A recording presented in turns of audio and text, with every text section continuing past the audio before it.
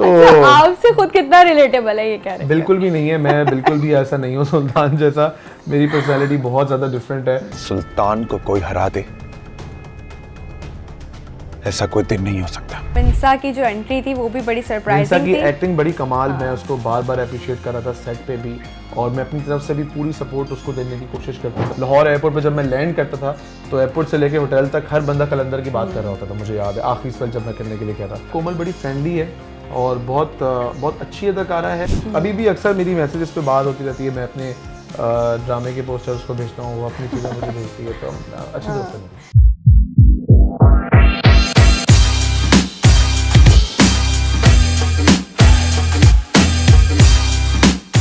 Hi, this is Kahkashan Bukhari and you are watching me on Jio digital. आजकल हमारे पास जियो पर शिद्दत ऑन एयर है and the leading character is played by our favourite Muneeb पर। और उनके कुछ प्रोजेक्ट्स की अगर हम बात करें तो उनकी जो पिछले प्रोजेक्ट्स में परफॉर्मेंस रही है वो इस इंटरव्यू के करने की सबसे बड़ी वजह है। फिर उनके जो कैरेक्टर्स हैं ख़ास तौर पर वो मिडिल क्लास से बड़े कनेक्टेड होते हैं, चाहे वो फिर शिद्दत का सुल्तान हो, कलंदर का तबरेज़ हो या फिर सारिम शब्बीर का कैरेक्टर हो। सो अब बाकी बातें मुनीब से ही करेंगे। अस्सलाम वालेकुम मुनीब, कैसे हैं आप?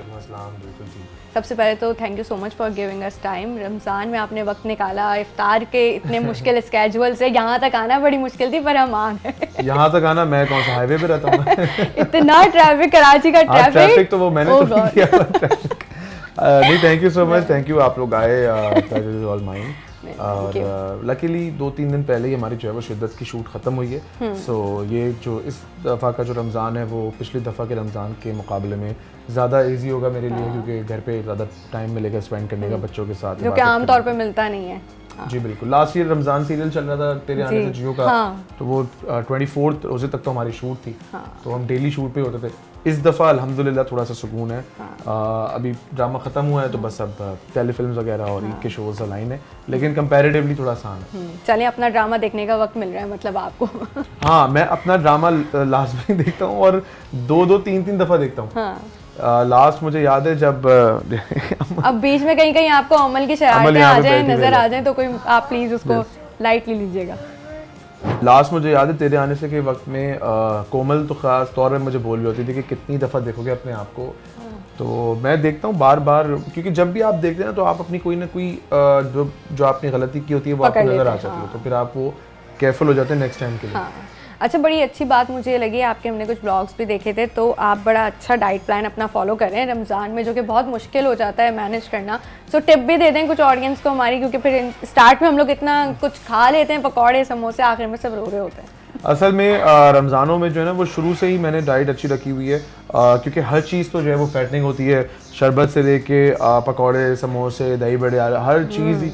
तो इस दफ़ा मैंने कोशिश की है कि वो जो आखिरी के जो रमज़ान के आखिरी अशरे में मैं यूजुअली डाइट करता हूँ, तो इस दफ़ा मैं पहले ही रोज़े से कर रहा हूँ ताकि वो आखिरी के 10 दिनों में प्रेशर ना आए। और बस देखते हैं। सबसे पहले तो ये बताएं कि शिद्दत का जो स्क्रिप्ट है वो आप तक कैसे पहुंचा, और क्योंकि कैरेक्टर अपने आप में बहुत बड़ा कॉम्प्लेक्स और चैलेंजिंग सा है, सो ये करना आपके लिए कितना चैलेंजिंग रहा? अच्छा, ये 2 सवाल हैं। शिद्दत का स्क्रिप्ट मुझ तक कैसे पहुंचा? व्हाट्सएप के थ्रू पहुंचा PDF फॉर्मेट में। बेसिकली जो डायरेक्टर है ज़ीशान भाई, वो उनके साथ लास्ट टाइम भी मैंने तेरे आने से जो मेरा लास्ट सीरियल था रमज़ान सीरियल, वो उन्हीं डायरेक्टर के साथ हमने किया था, और उनके दिमाग में ख्याल आया कि इसमें मुनीब को लेते हैं। तो जो कैरेक्टर की एज है आई थिंक वो थोड़ी सी मेच्योर थी, तो वो थोड़ा सा वो रिलक्टेंट थे कि यार वो भी थोड़ा सा क्योंकि डेफिनेटली अभी मैं एज सच कोई मेच्योर कैरेक्टर मैंने किया नहीं है। मैं रमज़ान में भी एक लाओबाली लड़का था, उससे पहले मैं कलंदर के अंदर जो था वो एक यूनिवर्सिटी का लड़का था, उससे पहले मैंने आई थिंक बददुआ किया था, उसमें भी मैं एक यूनिवर्सिटी का लड़का था, करार था, वो भी मतलब यंग कैरेक्टर्स किए हैं। तो मेच्योर कैरेक्टर पहली दफ़ा मैंने किया, तो उन्होंने मुझे स्क्रिप्ट भेजा। जब मैं ये स्क्रिप्ट पढ़ रहा था तो उसी वक्त मुझे रियलाइज़ हो गया था कि ये एक नॉर्मल कैरेक्टर नहीं है, एक बहुत डिफरेंट कैरेक्टर है। हाँ, इसमें मैं जब स्क्रिप्ट पढ़ता हूँ कोई भी, तो मैं ये चीज़ नहीं देखता कि पॉजिटिव है या नेगेटिव है। जो मैं जिस पे कॉन्सेंट्रेट करता हूँ कि मेरे इस कैरेक्टर में जो मुझे ऑफर हो रहा है, इसमें मेरे पास करने के लिए क्या है, क्या मेरे पास इसके अंदर कुछ मार्जिन है परफॉर्मेंस का, क्या ये कैरेक्टर मुझे अपने कंफर्ट जोन से बाहर निकालेगा, क्या ये कैरेक्टर मुझे चैलेंज करेगा एज एन एक्टर। अगर करता है तो फिर मैं वो कैरेक्टर जो है वो उसके लिए हाँ कर देता हूँ। जिस तरह इस ड्रामे में हुआ शिद्दत में, जब मैंने पढ़ा तो उसी वक्त मुझे रियलाइज़ हो गया कि ये इसमें गेम बहुत अच्छी है, मतलब अच्छा गेम है इस कैरेक्टर की, मज़ा आएगा इसको करने में। So I is itself sound very interesting, जो चीज़ चैलेंजिंग हो, लेकिन फिर एक हमारी ऑडियंस डिफरेंट तरीके से चीज़ों को लेती है। कुछ क्रिटिक्स भी कहते हैं कि बड़ा टॉक्सिक कर लिया और इस तरह के कैरेक्टर्स नहीं होने चाहिए, या अपनी तौर पर बहुत सारी चीज़ें जो है वो फिर सर उठाने लगते हैं। इस पूरे ड्रामे में कहीं पे भी एक दफ़ा भी ये जो कैरेक्टर सुल्तान है वो अपनी बीवी पे चीखेगा नहीं, वो अपनी बीवी पे हाथ नहीं उठाएगा, वो उसको कोई बहुत बुरे कलमात से नहीं उसको पुकारेगा। वो पूरे ड्रामे में हमने इस चीज़ को मेक श्योर किया है कि कहीं से भी ये कैरेक्टर जो है इसकी जो इसके पर्सनालिटी के ट्रेड्स हैं वो देखने वाले व्यूअर को इरिटेटिंग ना लगे। मतलब कि ऐसा ना हो कि नाकाबिले बर्दाश्त हो जाए और लोग हटा दें, क्योंकि यूजुअली क्या होता है कि अब ऑडियंस जो है वो पहले से ऐसी नहीं रही है, पहले से ज़्यादा एजुकेटेड है, पहले से ज़्यादा ग्रूम्ड है, उनको सेंस आ गई है कि ड्रामा क्या होता है, क्योंकि हमने ही उनको सेंस दिए ना, दिखा अच्छे ड्रामे। तो क्या होता है कि जब चीखना चिल्लाना हो रहा होता है ना, तो वो मतलब अजीब सा वो एक स्क्रीन के ऊपर ना एक बुरा सा, मतलब आप यूजुअली लोग क्या करते हैं, बोलते हैं यार बहुत बुरा है, मतलब हटा दो, देखा नहीं जा रहा। तो हमने इस चीज़ को जो है वो मद्देनज़र रखते हुए जो भी हमने परफॉर्मेंस दी है इस पूरे सीरियल के अंदर, कहीं पे भी हमने कोशिश की है कि लोग इरिटेट ना हो बल्कि लोग इंजॉय करें। ये मैनिपुलेट करेगा सिचुएशन को, कभी अच्छा बन जाएगा कभी बुरा बन जाएगा, बीवी को कंफ्यूज करेगा और उसकी कंफ्यूजन से जो है वो प्लेजर हासिल करेगा, क्योंकि उसके साथ जो बचपन में जो चीज़ें हुई हुई हैं, जो ऐसा उसका पास्ट है, तो वो उस पास्ट की वजह से उसके जो प्रेजेंट है, उसकी जो पर्सनैलिटी है उसके ऊपर बहुत गहरा असर पड़ा है। वो असर जो है वो अब उसकी पर्सनैलिटी का हिस्सा बन गया, जिसकी वजह से सफ़र करेगी असरा बेचारी। मेरे बेडरूम की बात मेरे बेडरूम से बाहर जाए, ये मुझे सख्त नापसंद है। तुम हमारे झगड़े की वजह से अपने मायके आई, तो वो मेरे और तुम्हारे रिश्ते का आखिरी दिन होगा। अच्छा, क्योंकि मैं YouTube पे कुछ कमेंट्स पढ़ी थी, अभी जो आपने बात की उससे याद आया कि कुछ लोग उस पर लिख रहे हैं कि समझ में नहीं आ रहा कि सुल्तान को इस वक्त जो है वो पसंद किया जाए या उसको ग्रे लाइन में रखा जाए। यही हमारे किरदार जो ये किरदार है सुल्तान, यही इसकी अच्छी बात थी जो मैंने ये कैरेक्टर किया था कि आपको या तो ये होता क्या है कि यूजुअली हमारे ड्रामों में कैरेक्टर या तो बिल्कुल ही पॉजिटिव होते हैं, हाँ जी जी जी मैं आ रहा हूँ मैं जा रहा हूँ, ये अदरवाइज बिल्कुल ही नेगेटिव होते हैं, हाँ धड़म धुड़स। तो ये जो है वो हमने एक इसको ग्रे कैरेक्टर रखा है, इसके अंदर पॉजिटिविटी कहीं कहीं है, कम है, बहुत कम है, लेकिन कुछ कुछ चीज़ें इसके अंदर अच्छी भी हैं, कुछ कुछ चीज़ें इसके अंदर बुरी भी हैं।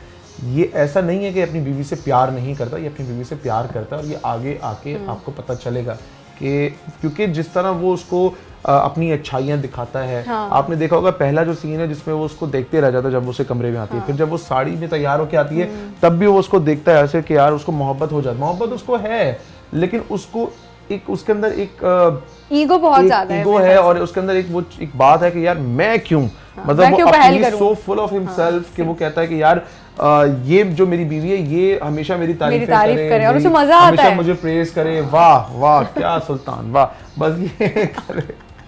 तो आपसे खुद कितना रिलेटेबल है ये कैरेक्टर? बिल्कुल भी नहीं है, मैं बिल्कुल भी ऐसा नहीं हूँ सुल्तान जैसा, मेरी पर्सनालिटी बहुत ज़्यादा डिफरेंट है, मैं बहुत फ्रेंडली हूँ और मैं बहुत ज़्यादा वोकल हूँ। आपको अंदाज़ा हो गया होगा कि मैं बिल्कुल भी जो है वो इंट्रोवर्ट नहीं हूँ, मैं बहुत ज़्यादा वोकल हूँ, जो मेरे दिल में होता है वो मैं बोल देता हूँ। अच्छा, क्योंकि अभी मैंने आपसे ये सवाल भी किया था कि ये थोड़ा सा हमें सुल्तान मुख्तलिफ इसलिए लग रहा है कि स्क्रीन पर और भी ऐसे कैरेक्टर्स आए हैं जो टॉक्सिक बहुत ज़्यादा थे या बहुत ज़्यादा इनसिक्योर उन्हें दिखाया गया था, मतलब अपने आप में ही रहने वाले बहुत नार्सिसिस्ट किस्म के कैरेक्टर्स। लेकिन सुल्तान मुख्तलिफ इसलिए क्योंकि इसकी एक बैक हिस्ट्री है, कि बैकग्राउंड है कि वो एक प्रॉब्लमैटिक फैमिली में बड़ा हुआ है। सो एक तो ये डायरेक्टर के लिए भी बहुत चैलेंज रहा होगा, उनसे जब बात होगी तो पूछेंगे कि उन कैरेक्टर से इसे डिफरेंट करना, और आपके लिए ये कितना मुश्किल साबित होगा? मैं भी आपको पहले मैंने जिक्र किया ना, जिस तरह के हमने पूरे ड्रामे के अंदर जो है ना, हमने कहीं पे भी इससे तशद्दुद नहीं करवाया अपनी बीवी पे, कहीं पे भी अब्यूसिव नहीं है, ये फिजिकल अब्यूसिव, मेंटल अब्यूसिव ये हो सकता है, और हाँ किया है इसने, मेंटली उसको अब्यूज़ किया है। मतलब ये आगे तो बहुत सारी ऐसी सिचुएशंस आने वाली हैं जिसमें ये जानबूझ के डेलिबरेटली उसको जानबूझ के उसको कंफ्यूज करता है, उसको नर्वस करता है, उसको बोलता है कि मैंने ऐसा कब कहा जबकि कहा होता है। आगे बहुत ऐसी सिचुएशंस आने वाली हैं जहाँ पे ऐसा भी होगा कि ये अपनी बीवी से कुछ कहेगा और जब वो बोलेगी कि आपने ही तो कहा था, तुम कर जाएगा, तो कहा ही नहीं, तुम्हें तो हेलुसिनेशंस हैं। तो बहुत डिफरेंट है ये, मतलब कि आप आगे जब आप चलेंगे ना तो आपको पता चलेगा कि यार सुल्तान ये क्या करते हो भाई कि सुल्तान हम तुम्हें प्यार करें, तुमसे नफरत करें, क्या करें? आई थिंक वो अब शुरू हो गया लोगों का। वाह सुल्तान वाह। यही बचेगा मेरे ख्याल है आखिर में। मिंसा के साथ आपकी केमिस्ट्री लोगों में बड़ी जो है वो मकबूल हो रही है जिसे कहते हैं, और आपके ब्लॉग में भी एक सीन था जिसमें एक डकैती का सीन शूट हो रहा था और आपने उनके साथ एक वो क्लिप डाला था। सो सेट पर भी इसी तरह की तफरीह है, कैसी केमिस्ट्री? मिंसा के साथ मेरी बहुत अच्छी दोस्ती है और सेट पे ही हुई है। Minsa is a very good performer और बहुत फ्रेंडली नेचर की खातून है, तो उनसे अच्छी मेरी एक बहुत अच्छी दोस्ती हुई। अनमोल से भी बहुत अच्छी दोस्ती मेरी। अनमोल के साथ जो ट्रैक है ना असरा वाला, वो एक मियाँ बीवी का ट्रैक है, वो हम पहले भी देख चुके हैं। लेकिन जो परीजे के साथ ट्रैक है मिंसा के साथ, वो एक अनकन्वेंशनल, एक डिफरेंट किस्म का ट्रैक है। तो जब हम जो कर रहे थे तो मुझे उसी वक्त रियलाइज़ हो गया था कि यार होस्ट ये वाला जो ट्रैक है वो लोगों को पसंद आएगा, क्योंकि एक लड़की है जो आपकी बचपन की मोहब्बत है, उसने आपकी तस्वीर की है, फिर आप उससे रिवेंज ले रहे हैं, तो इसमें बहुत सारी चीज़ें जो है वो डिफरेंट हैं। मतलब ये कि नॉर्मल आपने ड्रामे में इस तरह की कहानी मैंने तो अभी तक नहीं देखी, तो मुझे पता था कि यार ये लोगों को हिट करेगा। अच्छा, आप बता भी रहे थे कि ये ट्रैक था भी नहीं, इसे ड्रामे में बाद में ये जी मैं बताता हूँ। ये जो ट्रैक था ये basically initially it wasn't in the script. ये ट्रैक बाद में जंजबील जो हमारी राइटर हैं जंजबील जी और हमारे डायरेक्टर ज़ीशान अहमद साहब, उन्होंने मिल के ये एक ड्रामे को स्पाइसी बनाने के लिए उसमें कुछ चीज़ें ऐड करने के लिए ये स्पेसिफिकली ये ट्रैक पूरा डाला, परीजे का ट्रैक पूरा डाला और बहुत कमाल डाला। और ये जब मैंने प्रोजेक्ट साइन कर लिया था उस वक्त तक भी नहीं था, आपको भी नहीं पता था? उस वक्त तक नहीं था। साइन करने के बाद ईशान भाई से मेरी फ़ोन पे बात हुई कि यार उन्होंने मुझे बताया कि यार मुझसे डिस्कस कर रहे थे कि ये कैसा लगेगा। मैंने अपना पॉइंट ऑफ व्यू दिया, मेरा बहुत अच्छा लगेगा, डिफरेंट है, ज़रूर करें। फिर उन्होंने ईशान भाई ने ही राइटर से ये लिखवाया पूरा ट्रैक और बहुत लोगों को पसंद है। हाँ। और आई थिंक वो मिंसा की जो एंट्री थी वो भी बड़ी सरप्राइजिंग थी। मिंसा की एक्टिंग बड़ी कमाल, मैं उसको बार बार अप्रिशिएट कर रहा था सेट पे भी, और मैं अपनी तरफ से भी पूरी सपोर्ट उसको देने की कोशिश करता था कि जहाँ पे कि अगर वो परफॉर्म कर रही है, जहाँ पे वो पहला आई थिंक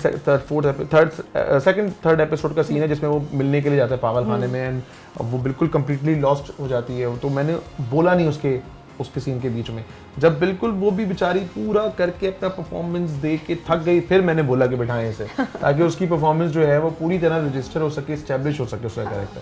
तो अपनी तरफ से जहाँ तक मुझसे सपोर्ट हो रही थी मैंने मिंसा के लिए की। आई थिंक अपने को एक्टर्स को स्पेस देना जो है ना वो अपने आप में बहुत बड़ी बात होती है, वरना लोग अक्सर सीन भी खा देते हैं। बिल्कुल इसी तरह बनता है कि जब हम एक दूसरे को सपोर्ट करेंगे, हम एक दूसरे के सीन को बेहतर बनाएंगे। सीन था आपका जिसमें हॉर्स राइडिंग करते हुए आपको देखा था, और वो सीन कैसे शूट हुआ? मतलब आप खुद हैं शौकीन हॉर्स राइडिंग के? वो सीन बेसिकली ऐसे शूट हुआ है कि वो सीन 2 पार्ट्स में शूट हुआ है। एक पार्ट हमने एक दूसरी जगह पे किया, दूसरा पार्ट हमने एक और जगह पे किया है। वो जो हॉर्स थे वो बहुत ही डेंजरस घोड़े थे, तो मुझे मना कर दिया गया था, वरना मुझे हॉर्स राइडिंग आती है थोड़ी बहुत। मैंने सोचा था कि मैं चला लूँगा, लेकिन मुझे उन्होंने सख्ती से मना किया कि आप ये घोड़े ना चलाएं, क्योंकि ये बहुत डेंजरस घोड़े हैं, रेस के घोड़े हैं, और इनसे पिछले साल एक बंदे की डेथ भी हो गई थी गिर के। अच्छा। जब ये मैंने सुना तो फिर मैंने बोला कि यार आप जो कह रहे हैं वही आई थिंक बेहतर है। तो फिर मेरा ख्याल है कि 2 हिस्सों में शूट हुआ, तो फिर स्टंट्समैन ने वो उन्होंने किया, स्टंटमैन ने किया, वो हॉर्स राइडर ही था, वहाँ पे ही था, वो उसने कर लिया। वैसे ये बात है कि आपने मतलब आपको थोड़ा बहुत समाउ नॉलेज है कि ये होती किस तरह की, भले ना हो उस तरह। वो मैं चला लेता, लेकिन अगर वो सीवी वाले घोड़े होते तो वो तो रेसिंग वाले घोड़े थे। तो वो तो रुकते ही नहीं है भाई। और मतलब जहाँ तक मुझे पता है इसकी पूरी एक टेक्निक होती है जिससे घोड़े को रोका जाता है और कंट्रोल किया जाता है। सो अनमोल के साथ जो आपके सीन्स हैं उसमें अब तक जो आ रही है केमिस्ट्री, वो तो एक मियाँ बीवी वाला ताल्लुक दिखाया जा रहा है। सो उनके साथ कोई अच्छी मेमोरी फ्रॉम द अनमोल के साथ? अनमोल के साथ बड़ा हमने अच्छा एक मेरा एक्सपीरियंस रहा। She is a very good performer, a very good human being, और अच्छा सेट का माहौल रहा हमारा। कोई ऐसा नहीं था कि हमें किसी सीन के ऊपर जो है वो हमारा तजाद हुआ या हमारी कोई बहस। हाँ, एक हमारी प्रोडक्टिव जो है वो उसके ऊपर लाजमी हमारी डिस्कशन होती थी, जो कि एक प्रोडक्टिव करते थे कि यार हम इसमें और ज़्यादा बेहतर क्या कर सकते हैं इसको बनाने के लिए। तो बहुत अच्छा एक्सपीरियंस होगा, वेरी गुड एक्सपीरियंस। अच्छा, एक बड़े ह्यूमर्स भी थे, आई थिंक वो आपकी बात को थोड़ा सा ट्विस्ट भी कर दिया गया था। वो मैं भी सुन के आई तो मुझे भी बड़ी हंसी आई कि आपको कहा गया डायरेक्टर की तरफ से कि आप 50 शेड्स ऑफ ग्रे देखें ये कैरेक्टर सुल्तान करने के लिए। इसमें कितनी सदाकत है? एक्चुअली मिसइंटरप्रेट किया उसको लोगों ने। एक्चुअली डायरेक्टर ने कहा था कि जो मिस्टर ग्रे का कैरेक्टर है ना, जो उसका लुक है, जो उसका वार्डरोब है, जिस तरह वो चलता है, जिस तरह वो बैठता है, वो सारी चीज़ें देखनी थी। और मैंने कहा भी इसी वे में था, एक कैंडिड वे में, दोस्त पॉडकास्ट में मैंने बताया था। बट ये कि वो चीज़ वायरल हो गई, मिसइंटरप्रेट। लेकिन हम लोगों ने बहुत एंजॉय किया, हम बहुत हंसते थे उसके ऊपर देख के कि यार ये देखो ये क्या हो रहा है। नीचे कमेंट्स पढ़ते थे, इतनी हंसी आती थी हमें। सो अभी आई थिंक जब किसी आर्टिस्ट को किसी कैरेक्टर का रेफरेंस दिया जाता है तो इट्स अबाउट कि वो ऑरा या वो बॉडी हाँ, लैंग्वेज या जो बिल्कुल। वो पूरी स्टाइलिंग है वो सारी जी। आप कॉपी करें। अच्छा, कलंदर आपने जब किया उसमें आपका कैरेक्टर तबरेज का था, वो यूनिवर्सिटी गोइंग बॉय, और काफ़ी शिफ्ट भी, मैंने जैसे इंट्रो में भी कहा था कि एक बड़ा शिफ्ट हम देख रहे हैं अब आपकी एक्टिंग में भी, ठहराव देख रहे हैं। लेकिन कलंदर के सेट्स की सबसे अच्छी मेमोरी क्या है? और क्योंकि शूट्स भी वो बड़ी उसकी जो है जी। बड़ी ग्रैंड है और बड़ी अच्छी लोकेशंस हैं। कलंदर हमने सारा लाहौर में किया था, पंजाब में, और वो कुछ कसूर में हुआ है, अंजून लाहौर में हुआ है। कलंदर बहुत मज़े का शूट हुआ था और मेमोरीज हैं कलंदर के साथ बहुत सारी। कलंदर आई थिंक उसके अंदर कोई एक बात थी, अब ये मुझे खुद भी समझ में नहीं आती थी, but there was something in Qalandar के लोग उसको इतना ज़्यादा फॉलो करते थे।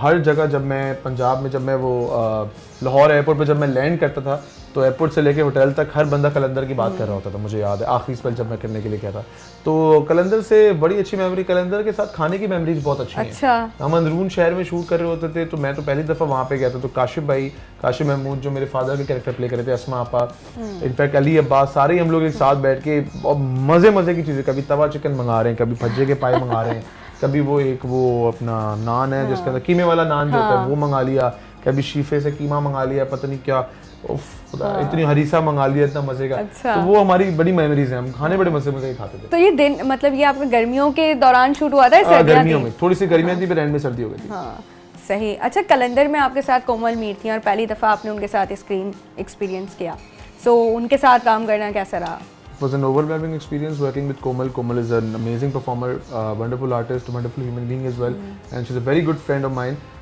तो उसके साथ बड़ा मज़ा आया। कोमल बड़ी फ्रेंडली है और बहुत अच्छी अदाकारा है। तो जब हम सेट पे होते थे तो हमें काम उस तरह फील ही नहीं होता था, क्योंकि हम इतने फ्रेंडली तरीके से हम उसको करते थे सीन को, और बहुत मज़ा आता था कोमल के साथ। तेरे आने से ज़्यादा मज़ा आया इनफैक्ट, क्योंकि तेरे आने से तो ऑलरेडी एक रमज़ान सीरियल था, एक कॉमेडी प्ले था, थोड़ा सा लाइट मोड था, तो उसमें हमने बहुत इंजॉय किया। अभी भी अक्सर मेरी मैसेजेस पे बात होती रहती है, मैं अपने ड्रामे के पोस्टर्स को भेजता हूँ, वो अपनी चीज़ें मुझे भेजती है, तो अच्छी दोस्त है मेरी। अच्छा, एक कैरेक्टर आपने और किया था सारिम शब्बीर का, और जब ये कैरेक्टर आया तो इसके बारे में काफ़ी आर्टिकल्स भी लिखे गए, काफ़ी लोगों में बातें भी हुई, क्योंकि इस तरह के जो कैरेक्टर्स होते हैं, इंटरसेक्स लड़के का कैरेक्टर करना, आई थिंक इंटरसेक्स कैरेक्टर करना, ये इसलिए भी चैलेंजिंग होता है कि एक इम्पैक्ट आपका रह जाता है, एक छाप आपके ऊपर लग जाती है कि ये कैरेक्टर आपने प्ले किया है, और फिर एक एक डिफरेंट नज़र से उस एक्टर को देखा जाता है। सो ये करना कितना चैलेंजिंग रहा? देखिए, मैं पहले बहुत ज़्यादा, मैं अगर ऑनेस्टली स्पीकिंग, मैं थोड़ा सा डरता था इन कैरेक्टर्स को लेके कि पता नहीं क्या होगा, लोग डरा देते थे।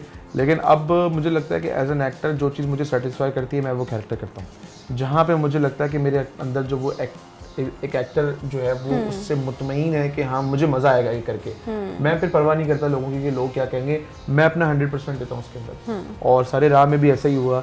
जब इससे पहले मैंने बहुत सारे कैरेक्टर्स, इस नौइयत के, इस तरह के डिफरेंट कैरेक्टर्स छोड़े जो मेरे दोस्तों ने किए, और I am happy for them, उनको अवार्ड भी मिले उसके ऊपर।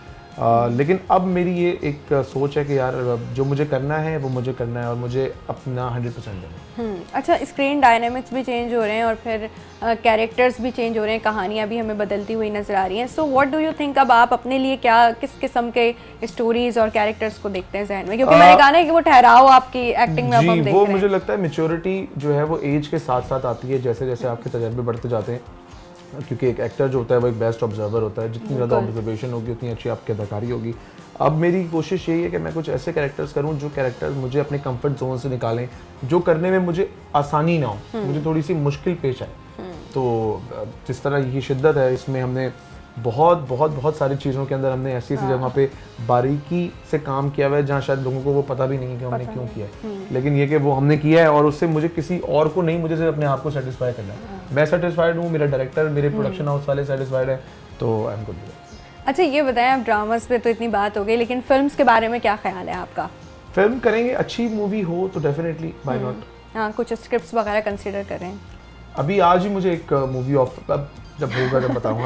अभी ज़्यादा बात नहीं कर सकते, लेकिन हाँ कंसिडर करें ना, मतलब ये ओके। अच्छा, दूसरी चीज़ ये है कि आपने जितने भी अभी तक कैरेक्टर्स किए उसमें कुछ लाइटर भी कैरेक्टर, मतलब आपका रमज़ान प्ले हम देखें और फिर डिफरेंट, बहुत से लोग कहते हैं कि भाई जो कैरेक्टर आप करते हैं उसमें से कुछ ना कुछ आपके साथ रह जाता है। नहीं, ऐसा कुछ भी नहीं है, मेरे साथ कुछ भी नहीं रहा। अच्छा, मतलब जिस वक्त तक कैरेक्टर मैं, उस वक्त तक कैरेक्टर घर आए, बस जब दुकान बंद, घर आओ फैमिली के साथ। इसे हम वाइंड अप करेंगे एक छोटे से रैपिड फायर के साथ।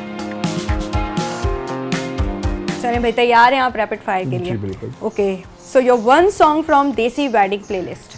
बल्ले बल्ले. Favorite Pakistani singer. Asim. Have you ever stolen anything in your childhood? जी बिल्कुल. क्या चुराया था आपने? पैसे घर वालों के. Your favorite Bollywood movie. Tamasha. With whom you would like to work in future? With directors or with the actors? Farooq Rind and Jumna. One best memory after the success of your any last project.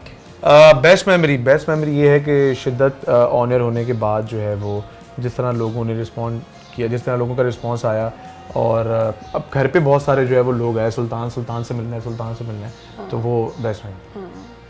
Okay, so one best friend in the industry. Everyone is my best friend. कोई एक नहीं है, सारे ही दोस्त हैं. One thing that you wanna change about yourself. Be more punctual. So Karachi और Lahore. Karachi obviously. Coffee और चाय. कॉफ़ी. बिरयानी और निहारी. बिरयानी. अम्मा से करीब रहे हैं या अब्बा से करीब? दोनों से. मॉर्निंग पर्सन और नाइट आवर? Night obviously. देसी आउटफिट्स, वेस्टर्न क्लोथिंग? देसी. आप लोग जाते जाते मुझे कमेंट सेक्शन में ज़रूर बताएं सुल्तान साहब जो हैं वो किसको कितने पसंद आ रहे हैं, ज़रूर बताइएगा. टिल देन अपना बहुत ख्याल रखिएगा. अल्लाह हाफ़िज़.